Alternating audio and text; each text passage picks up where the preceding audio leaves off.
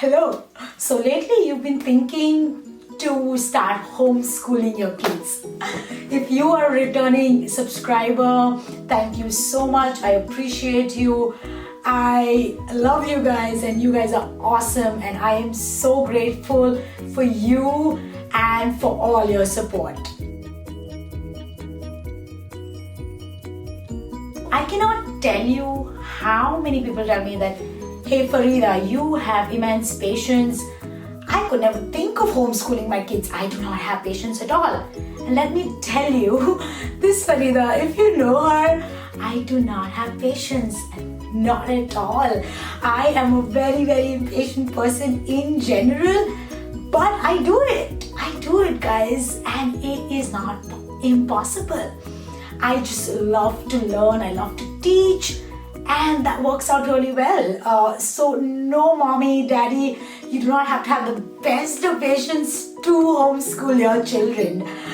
So with that said, let's quickly dive into today's video about homeschooling one-on-one and what do you need to know about homeschooling to begin with. But before I give you all those points, let me tell you, what is homeschooling? So many of you ask me, what is homeschooling, and have that question.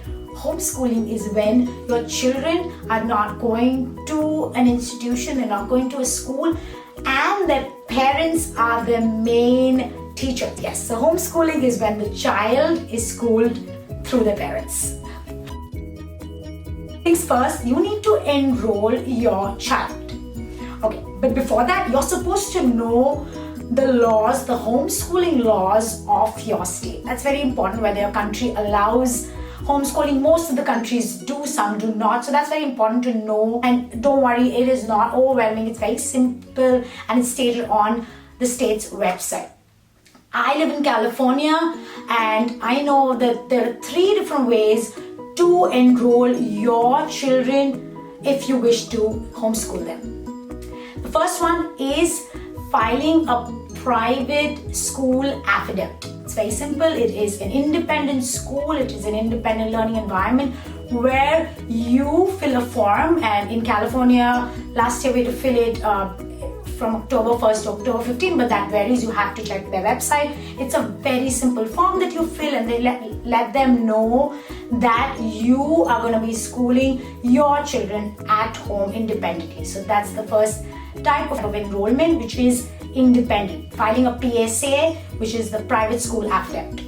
The second type of enrollment is through the charter school, and that's what we do. Charter school works wonderful for us right now because there is that accountability factor where I have an amazing educational specialist that is assigned to my family, and they look over what we do. So I'm still the main teacher, and I have to report to them in every 20 days about what I did, where my child is at, and if I have any questions, I need any help, I need support, then my educational specialist from that charter school is available, which is wonderful.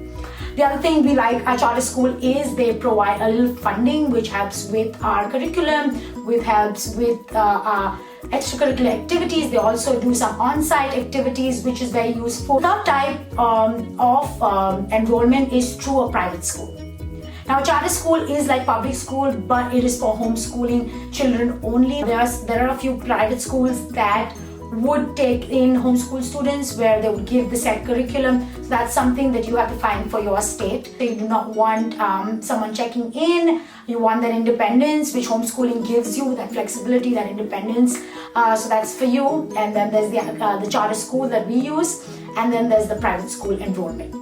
The next one is knowing your homeschooling approach, knowing your homeschooling style. And did you know there are different types of homeschooling styles? One is the Charlotte Mason, the classic traditional homeschooling style, and there's the Montessori style, and then there's the Waldorf way of homeschooling. I'm a Waldorf teacher, so I kind of use that a little bit.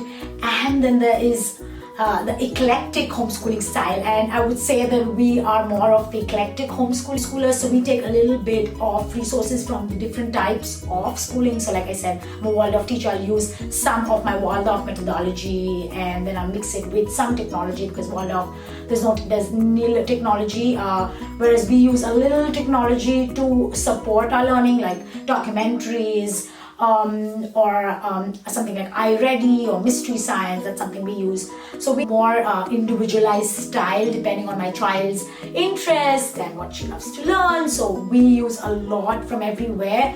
And there are some really great books that I recommend that you should look into. One is The Gentle Art of Learning, a Charlotte Mason method. I'm going to link it down. That's by Karen. And then there's another book called The Well-Trained Mind by Susan and Jesse, which is a great book for reference too. So like I said, and whatever suits your lifestyle, say you are working part-time, I work a job and run a business, so whatever fits my schedule. I give a lot of independent work for my girls. So knowing your lifestyle, knowing the way your child wants to learn, you can, and again, do not get overwhelmed, you can do it. And the last one is the curriculum choice. There are so many curriculums out there. And let me tell you, many of my friends didn't even know that, hey, you know what? There is like a proper curriculum for math, for science, for history, for geography, for English, for grammar. You have the choice to not follow it at all. That's the beauty of homeschooling.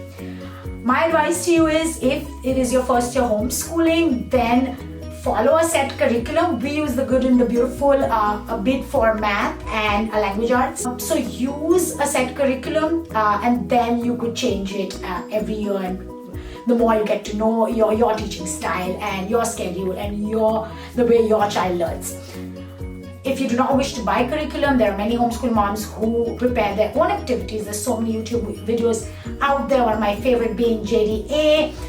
She puts in a lot of activities, hands-on activities, and you don't even need a curriculum as long as you are following your state's core curriculum, and then of course supplementing it with more extracurricular activities. So yes, these are my 3 points. One is knowing your state laws and how to enroll your children. Second is knowing your approach, what is your homeschooling style. And the third one is the curriculum that you're going to use. Like I said, these are big words. I have been doing this since 2 years, and let me tell you, you can do it.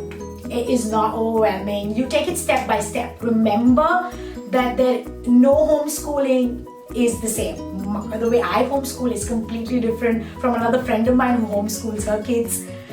And remember another thing, that you cannot have a perfect homeschool. Okay, and if you will strive for perfection, then there's going to be a lot of stress, right?